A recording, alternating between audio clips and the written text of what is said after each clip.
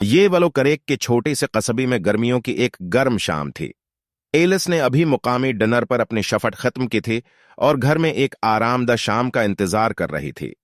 लेकिन जब वो अंधेरी पुरस्कून गलियों में चल रही थी तो वो इस एहसास को नहीं हला सकी कि उसी देखा जा रहा है।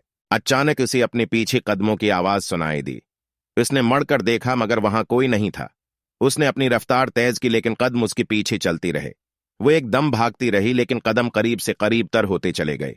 जैसे है वो एक कोने में मड़ी तो वो सीधी एक ऐसी आदमी के पास पहुंची जो उसका इंतजार कर रहा था।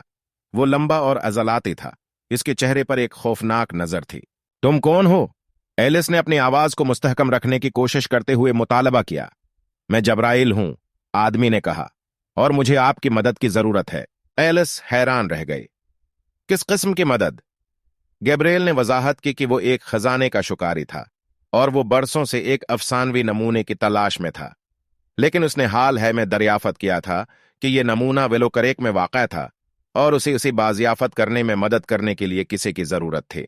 एलिस पहले तो हचकचाहट का शिकार थे, लेकिन गैब्रिएल की शिद्दत और अज़्म के बारे में किसी चीज ने उसे उसके साथ शामिल होने पर आमादा किया।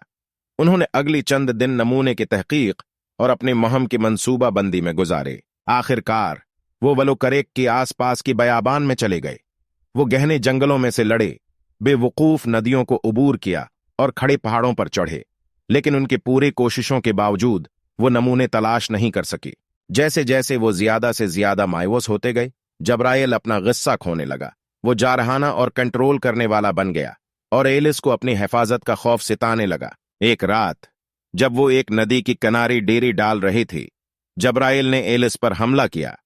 उसने अपनी पूरी ताकत के साथ मुकाबला किया, लेकिन वो बहुत मजबूत था। जैसे है वो एक महलक धचका पहुंचाने है वाला था। एलिस एक करीबी चट्टान को पकड़कर उसके सिर पर मारने में कामयाब हो गई। जब्राइल बेहोश हो गया और एलिस बयाबान में अकेले रह गई, लेकिन उसने हार मानने से इनकार कर दिया। उसने नमूने की तलाश जारी रखे और आखिरकार उसे एक गार में छिपा हुआ पाया। जैसे है उसने नमूने को अपने हाथ में पकड़ा, उसने एड्रेनालीन और फतह का रश महसूस किया।